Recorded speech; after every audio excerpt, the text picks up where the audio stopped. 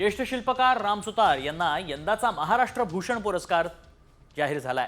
मुख्यमंत्री देवेंद्र फडणवीसांनी याबाबत विधानसभेमध्ये घोषणा केली। राज्य सरकारकडून महाराष्ट्र भूषण हा पुरस्कार दरवर्षी देण्यात येतो। राम सुतार आणि त्यावेळी मिळालेला हा पुरस्कार किती खास वाटतंय, किती आनंद, किती याचा आनंद वाटतो की काय हे कशामुळे तर आम्ही जे काही करीत आलो, जे काही विचार जे खाल्लं प्यालं त्या दृष्टीने विचार आला आहे, त्या दृष्टीने इथपर्यंत आलो।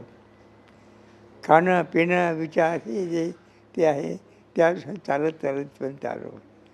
तुम्ही अनेक पुतळे बनवलेले आहेत, जगभरामध्ये तुमचे पुतळे प्रसिद्ध आहेत, पण तुमच्या आवडीचा भारतात बनवलेला कुठं पुतळा नेमका कोणता? शिवाजी महाराजांपासून सरदार वल्लभभाई पटेलांपर्यंत अनेक पुतळे आहेत, तुम्हाला कुठला पुतळा यातला भावलेला आहे? खूप कोणता पुतळा?